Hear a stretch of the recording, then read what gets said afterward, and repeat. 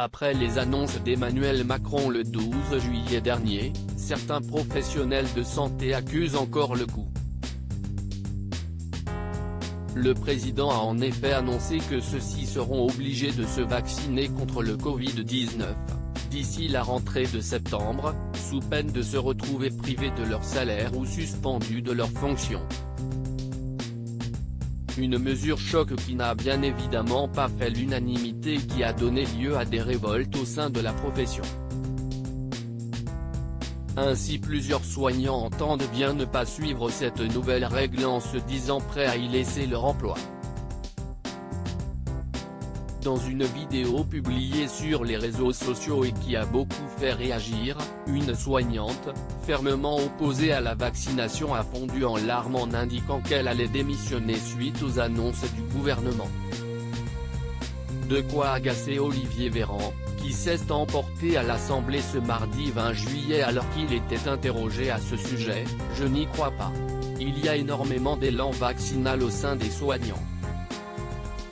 Ce n'est pas parce que vous voyez un infirmier ou une aide-soignante qui fait une vidéo pour dire, en pleurant, qu'elle va quitter son boulot parce que le vaccin elle en a peur, que ça veut dire que si est un mouvement collectif, a-t-il déclaré. Il n'a d'ailleurs pas hésité à qualifier ce genre de vidéo de propagande contre le vaccin, si est-il faux. Ça s'appelle de la propagande. Je le déplore. Il n'y a pas de départ et ça n'a pas été le cas dans les autres pays qui, autour de nous, ont fait la vaccination obligatoire des soignants, a-t-il tenu à clarifier.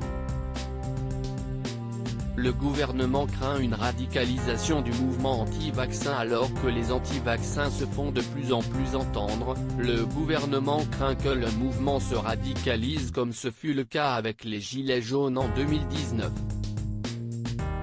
Une note secrète visant à mettre en garde les dirigeants du pays, aurait d'ailleurs mis l'exécutif en alerte comme le rapporte Le Parisien.